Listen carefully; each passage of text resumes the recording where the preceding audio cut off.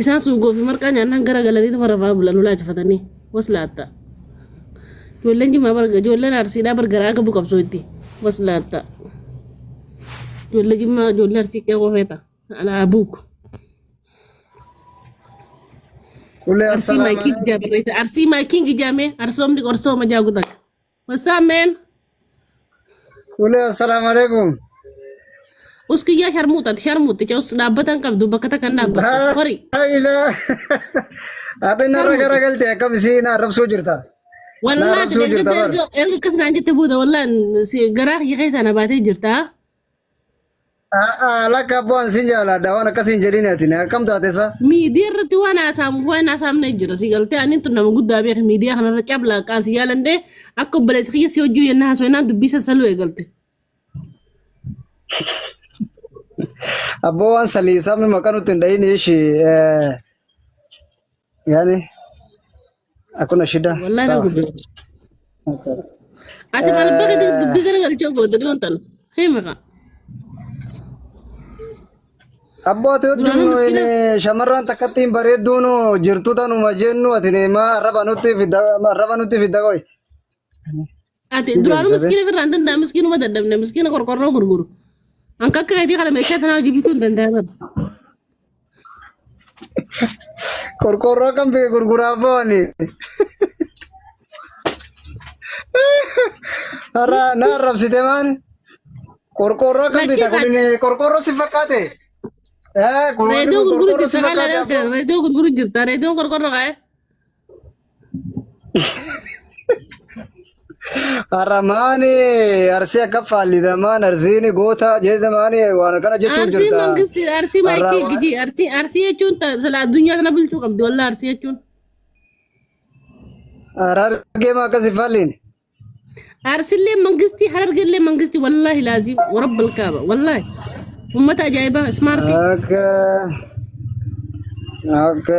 Harri isaa bareedda yookaan harri ni bareedda bar.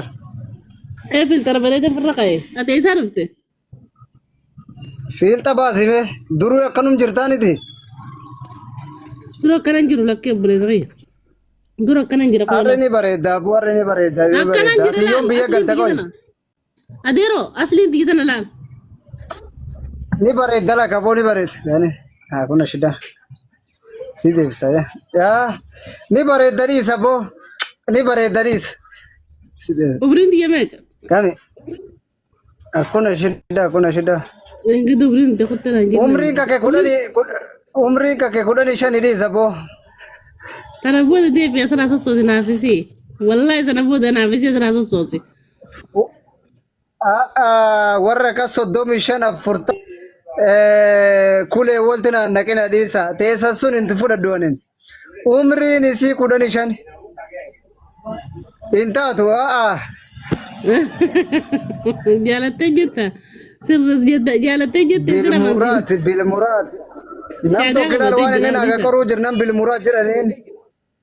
bilmuraat jedhanii sun laal istanbul malaaya naan jedhe malaaya jechuu beektaati. Komantii dhiisa ariifate warra magaalaate jedhamu qote bulaa. Nam tokko na arrabsuu jira qoy nam tokkotti akka mana arrabsuu jira bar.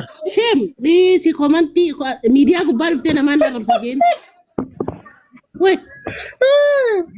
Mana gowwoomsita qoyati mana gowwoomsita. Laal dhaggeeffadhu obboleessa. Nana jibbite dhiise boo.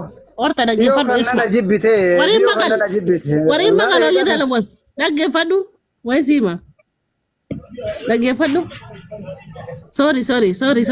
Wariyaa. Afaan akkasii ati maani nami shamarra kaate ati akkas godhi namaan jedhu haadha namaa. Raallee hoo maaliif? Baalagee diini bakka waan haasoftaa saay. Ayyee dhaggeeffadhu nutti hima. Nana lubbu miidiyaa gubbaa dhufteeme komantii ilaaleen yoo komantii jibbite mana kan kee taa'e cufadhu sun kiiteeti. Namni erga miidiyaa gubbaa dhufte si arrabsuu si faarsuu mirga isaati.